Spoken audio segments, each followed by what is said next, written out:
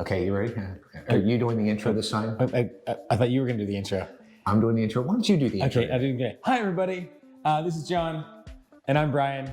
This is Wild Boar Cycling. Thanks for coming back to our YouTube channel. What do we got going on today?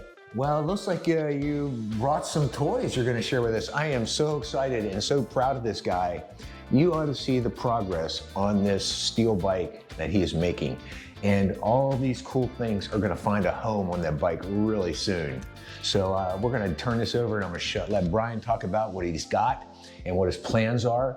And hope you enjoy watching this. All right, so I'm just going to break it down. This might get a little boring for the non-bike folks, but this is my rear wheel with a tire on it. This wheel is way nicer than I would ever put on a bike I was spending real money on. I picked this up on eBay or Facebook Marketplace for like half the price of new. Somebody bought a new bike, it came on it, they didn't like them, and so they just sold them for cheap. These are Mavic all-roads, really quite light. They're aluminum rims, and on them I have WTB tires that we got a bunch of WTB tires with a big coupon. Dad and I did. These are the Byways 34 millimeters by 700C. Really excited about this, and maybe I'll do you gotta do the sound thing. It's not the best. It might sound better when we get a, I like it. Nice. It's gonna sound different when we get a cassette on there. So, all these different parts, I'm kind of frugal when it comes to this. One of the reasons I'm making my own bike. This group set, I bought used. I wanted 11 speed, I wanted disc brakes, I wanted hydraulic. So I got the oldest possible 105 for that. This is a 5800 series. Obviously, it's got some wear on it, but you know, we're gonna keep this out of the landfill. These are the shifters. I really like how wide these are. They feel good in my hand. These are bigger. This is a step up from what I got on my road bike for sure. Brake calipers, same thing, same group set. I know that the world is trying to make these things go away with 1x, but I still like my 2x setups. Same thing, same group set, needs a little cleanup. Front derailleur. Rear derailleur, got 2 of those. I'm not trying to make some weird, strange contraption here. What happened is, this came with the group set I bought. It's used from the same setup. Somebody took it off their old bike. I got this on eBay.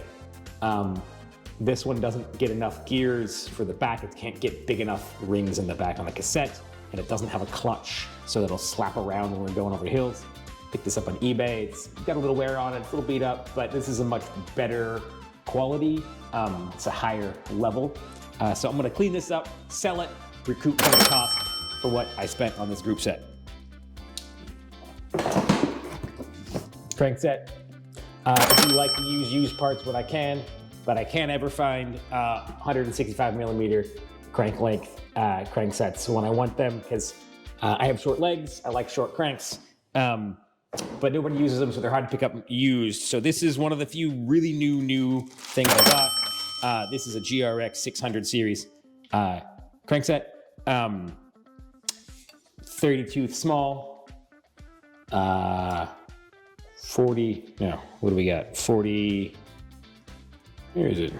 46, 30, 46 in this. Compare that to my road bike, which is running a 50, 34. So this is smaller on the big and smaller on the small. The big's easier going up hills. So GRX crank set, pretty excited about putting this on there. And that lines up with the bottom bracket here, which, this is how it goes in the frame.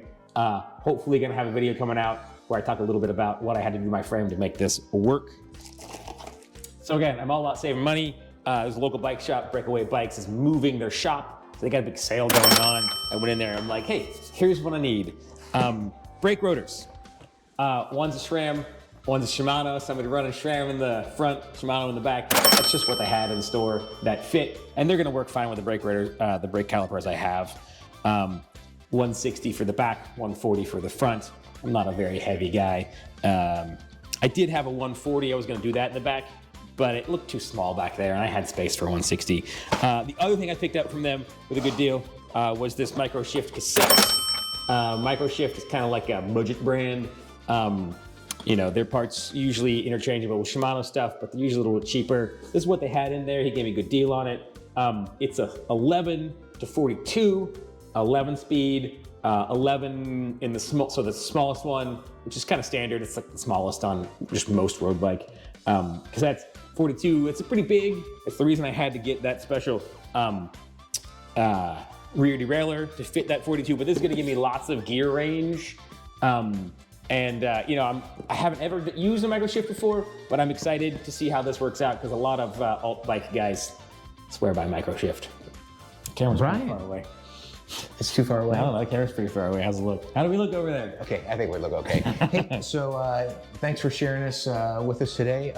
I got to tell folks, I'm just super proud of this guy taking on this project and building something. But I tell you what most impressed me is how you've gone out and sourced your parts. I mean, you've used what? Facebook Marketplace? Facebook Marketplace. Craigslist. eBay. Local bike shop moving. Yep. Handlebars from a thrift store. Gosh. So what do you think? I mean, price-wise, what do you think you've got in this, Brian? I'm just kidding. Oh, in this, altogether, I'm really glad my wife doesn't watch this channel. Probably got about, I don't know, maybe $500 worth of parts sitting here, which sounds like a lot of money. But like what I paid for this whole group set is what you'd like buy one of these for new. Absolutely. So I think if I were to source all of this new, pay full retail for it all, this is probably like $1,000, maybe $1,200 worth of stuff. And I definitely spent well under half of what I got sitting here. Great. Well, thanks, folks. Thanks for joining us today. I appreciate you tuning in. And standard YouTube stuff? Oh, yeah, we're on YouTube, aren't we? Like, subscribe, hit that notify button. Leave a comment down below. How do you feel about used parts? Where do you get your deals on bike parts?